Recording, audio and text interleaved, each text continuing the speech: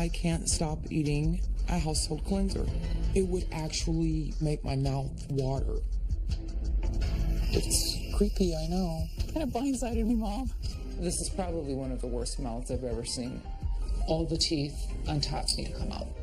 It was just too much. It was, Crystal. It was just too much. I'm addicted to tanning. You're gonna get old before you're supposed to. That's why they have Botox. Is there ever a point that you're going to be tan enough?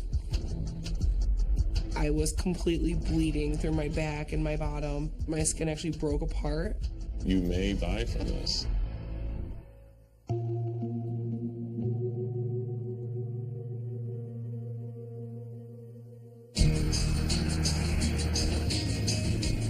My name is Crystal. I have 5 beautiful children.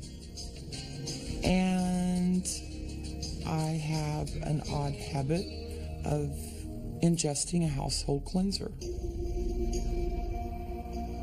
I first started using the cleanser to clean with, and I would start smelling it. It would actually make my mouth water.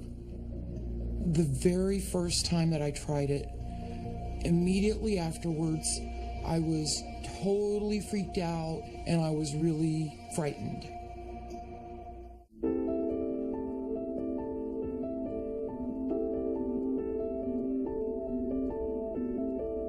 I like the texture, kind of grainy. Sometimes it's kind of like having sand in your mouth. And I like the taste. It doesn't make you high. It doesn't give you a kick. I'm not sure what it is, but it satisfies something in me.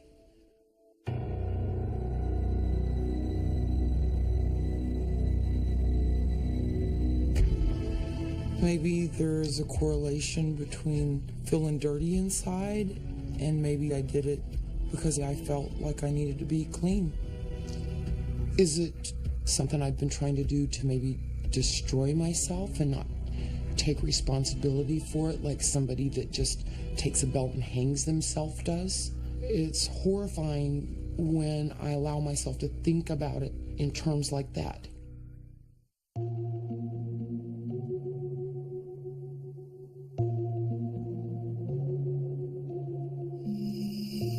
You know, you are one of the most important people in my life.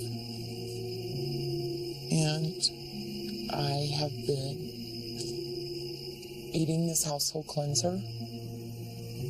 What? It's creepy, I know. It kind of blindsided me, Mom. I know. I'm sorry, I don't know what to say. The look on her face hurt my feelings because she looked frightened. How often do you do it? Daily, For how long? since I was 12. What is this doing to your insides? You don't ingest things like that. I think that I downplayed through the years maybe the harm that it could have done. Sorry. I think the person you need to be apologizing to is yourself. Maybe I need to matter to me more than I do. I don't even know what I fully think of it yet. I mean, I'm scared for my mom's health. Did you ever read, like, the warning label? Yes, I did. And it actually says that if you ingest it, to drink a glass of water and call your physician. May be harmful if swallowed or inhaled. Wash hands after handling and before eating, drinking, chewing gum, using tobacco, or using the toilet. They don't want this anywhere inside of you. I'm sorry. I am, honey, and I love you so much.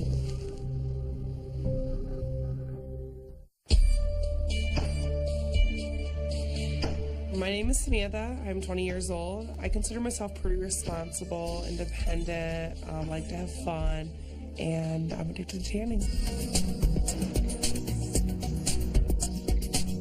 My typical tanning day is going to 3 different tanning places, 20 minutes in the bed for an equivalent of an hour a day. You're all set, room 14, center hallway. Thank you. Is bed 3 okay? Yep. You're all set. Tanning is my everything because it makes me really happy. Anytime I'm sad or upset, going tanning just makes me like perk right up. I think about tanning 24/7. I think about tanning when I wake up. I think about tanning in the shower. I don't think there's actually ever a point where I don't think about tanning. I feel that it's so annoying when people tell me about skin cancer because do you think I'm oblivious to it? Obviously, if I'm tanning, I know the facts about it. You need any lotion or eye protection? Thank you. All right. The reason I don't wear goggles tanning is because if you ever look at people that are tan, they have the big white circles around their eyes. I don't want that. I don't want to be a raccoon when I'm done tanning. So I don't wear these because I don't want to look ridiculous.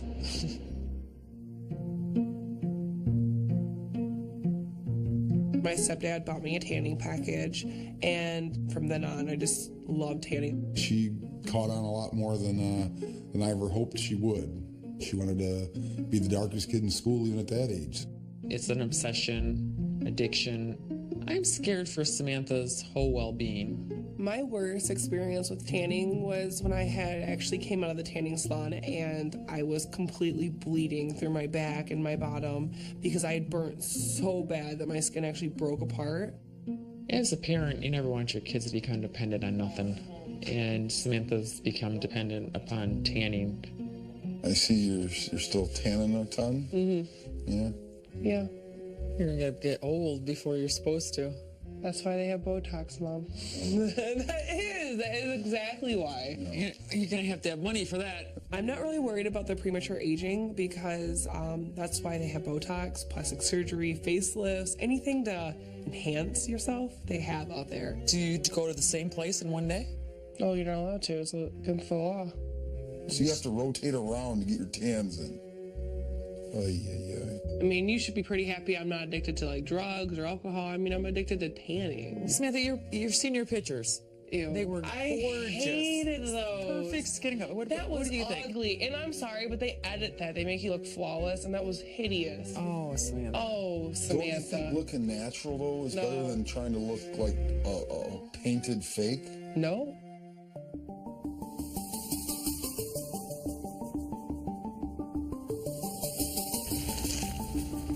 She could be out there from 7, 8 o'clock in the morning until 4 or 5 o'clock in the afternoon, just laying out. She gets out the vegetable oil. She gets on my trampoline. She's out at the deck or in the pool tanning. If I miss a day of tanning, I feel that I completely lost that whole month of tanning. I feel completely pale, that I'm not tan anymore. I feel kind of like sad about it, depressed. I will never miss a day of tanning. I'm nervous about being told you're gonna lose them all. I have some good news and some bad news.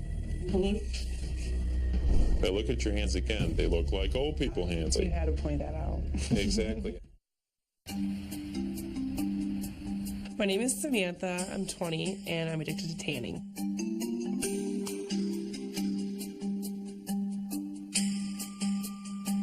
When I tan in a tanning bed, I will actually scoot down from the face lamps because the face lamps have a UV protection for your face. So I'll scoot down underneath it so that my face will actually get even with the rest of my body. I'm at the dermatologist today. I'm here just to kind of make everybody stop telling me that I basically have skin cancer. And I'm kind of nervous. The reason I haven't been to a dermatologist is because of the nervous feeling and because I do not want to hear what he has to say to me. How often are you tanning? I go 3 times a day, 20 minutes each time. So it's like 60 minutes a day. That's really excessive. Just having gone to a tanning bed increases your risk of getting a melanoma, which can kill you, by 75%. Right. You're doing it 2 or 3 times a day, so your skin will not only look substantially older, it's your risk for skin cancer is got to be astronomical.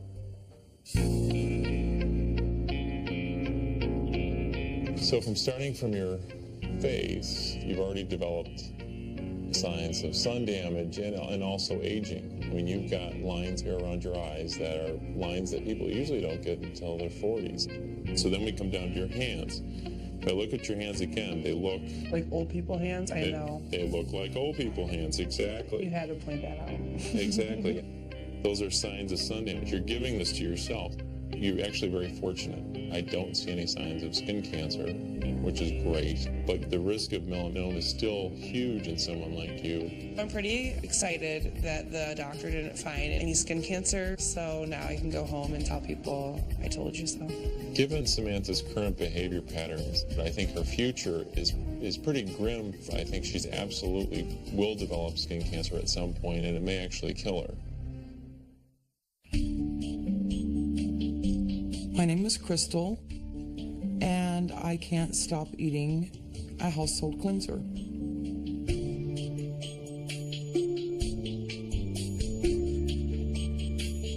Back in 1994, I had almost everyone had to have a root canal and a crown or a cap or a bridge.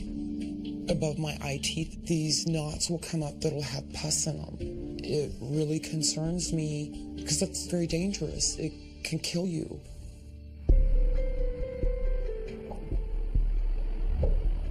We're at the dentist office to find out what the prognosis is on my teeth.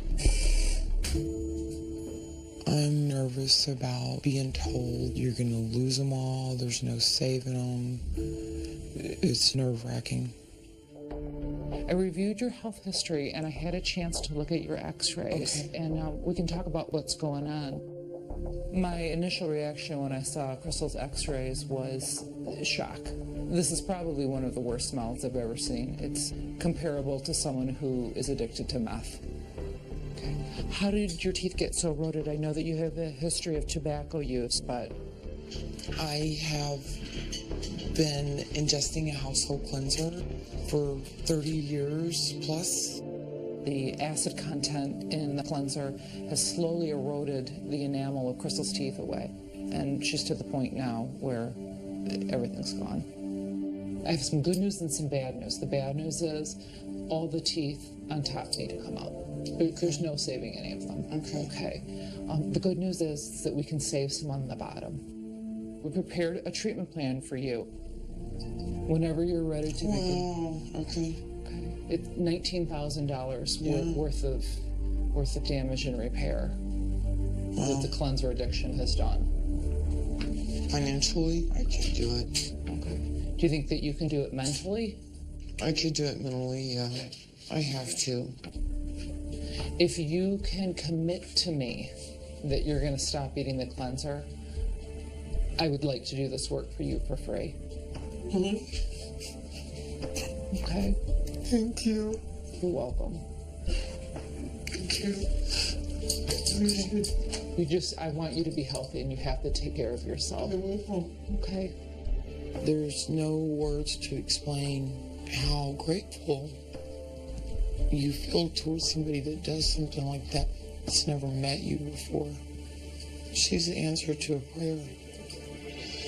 I don't know if Crystal's going to be able to quit the cleanser. She's essentially killed her teeth. I'm concerned as to what it's doing to the rest of her body. You were controlled. I was controlled, completely controlled.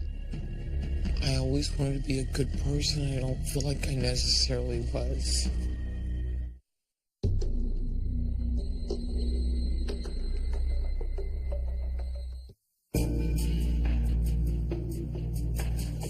My name is Crystal, and I eat cleanser every day. I believe that seeing a psychologist is a good thing at this point. That's not often that I hear of something like this, someone eating cleanser. What made you start doing that, do you think? I don't know what made me start doing it. When do you find yourself eating the cleaner? Would you sneak it? Was it a sneaky thing? Absolutely sneaky, hidey, secrety. Yeah, it was very... What else in your life was secrety? Oh, wow. I guess the biggest secret that I kept till my 30s was that I was molested. If you're a victim of sexual abuse, you don't feel. You go numb. That's how you survive. Doing things like chewing on cleaner makes her feel alive. I always wanted to be a good person. I don't feel like I necessarily was. Okay, let it out. Take a breath. There's so much emotional conflict going on in her. It's important as you and I work together for you to get in touch with those feelings. So it's not just shoving them down. Are you still using it? I want today to be the first day that I did not do it today. Have you done it today? No. And so you want from this day forward to be true to that? I do. I think anybody that's addicted to anything is absolutely in danger of substituting one addiction for another. My hope is I'm going to substitute something positive for a negative. I used to write, and then I had a fire, lost everything, and I never wrote after that. Wouldn't it be lovely to write down your experiences so someone else doesn't have to go through what you went through? You know what? If one person wouldn't have to go through what I went through, it'd be worth it.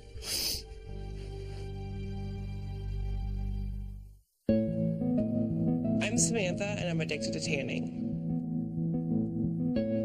Today I'm here to see the therapist just to kind of appease my parents just because they give me so much grief about, my tanning. I'll listen to what she has to say, and I'll just take it like a champ. What's the longest period you've gone without tanning? Maybe a day. That's about it. When you're laying in the bed, can you describe that feeling to me? It does make me feel secure, warm, safe, because there's nothing like my phone is not with me. Mm-hmm. Nobody's bugging me. Everything is just me and this color I'm about to get. Did you notice when you first started tanning that you received a lot of positive reinforcement? People would be like, oh, you look so tan, you look so good. And I soaked that in oh, really? Okay, let me keep doing it. Samantha does not want to give up the tanning because it is a part of her. This is her identity. This is who Samantha is, a very tan individual. We want to find out what else Samantha is, because I'm sure she's a lot more than just a tan person. To me, it seems like the tanning is almost a mask, an armor of really what's going on inside. Did you ever get bullied when you were little? When I was 14, I got into a relationship, and he wasn't the ideal boyfriend. He was one that would tell you, you're ugly, you're fat, you're never going to find somebody. You were controlled. I was controlled, completely controlled. And I kind of believed that this was okay. Everything was okay. That's not okay. Just 5 breaths can take you from one place to someplace completely different. That's profound. When I'm done with tanning, if I'm done with tanning. You said when. I like that. I have an addictive personality. I smoke, drink coffee, I eat a household cleanser. Stopping is going to be a big change, but it's going to happen. I want to teach you a little relaxation, stress reduction technique. Okay. Just 5 breaths can take you from one place to someplace completely different. 5, 4, 3, 2, 1. I noticed that when I opened my eyes, I was like, It's natural, it's normal, it's what we have. And you don't have to pay for that, and it's with you 24/7. Wow, that's profound. Becoming fully healed when you have an illness like Crystal has is a lifelong enterprise. If she can replace the eating the cleaner with writing, that will absolutely help cure herself of this addiction. Tanning is my everything. I enjoy tanning because it makes me feel confident, it makes me feel thin, pretty. Oftentimes what happens with addictions is that the person is unaware of why they may be motivated to engage in those behaviors. And in Samantha's case, we saw the revelation she had that she was constantly being put down, feeling as though she's not worthy of anything. Do you think that any of the comments that your boyfriend drilled into your head still drive you today? I don't know. I just kind of like, I don't want to be like that again. Like, I don't want to look like that again. I don't want to be controlled like that again. So anything I do now is just for me. I feel like if I want to stop tanning, only I am going to do it. I think that when I'm done with tanning, if I'm done with tanning. You said when. I like that. When I'm done with tanning. I like that. If I'm done with tanning ever, it'd be one of those things that only I will be able to control. When and if, and I'm going to say when more than if, you want to get help or treatment for the tanning, I can definitely give you some tips on things that we could do. One thing I sometimes have people do is they do something that's called a relapse prevention. Mm-hmm. So you would do other things that can delay the impulse to drive that car to the tanning booth. Going for a manicure, taking a nice warm shower, wrapping yourself in an electric warm blanket. I have one of those. Does that make you feel similar than the tanning does? Funny thing is, I'll tell people like, oh, it feels like a tanning bed. Isn't that funny? Yeah. So it's but without the warmth. Without the color. Without the cancer. One day maybe, huh? It actually went a lot better than I expected. When I go home by myself, then I can like kind of think about things on my own. But I mean, as of right now, I'm thinking about tanning as I'm talking.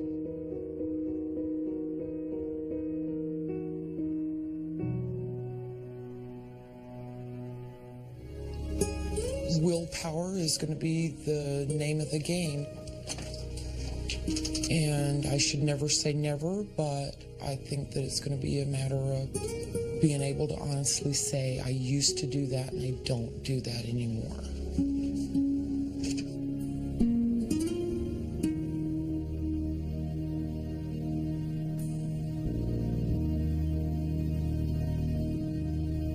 When you carry a secret for 30 years, it's a heavy weight. It's a burden. And especially when it's a secret of something that you're doing that could potentially be harmful, it's a weight. And I really am excited to think about that weight being removed.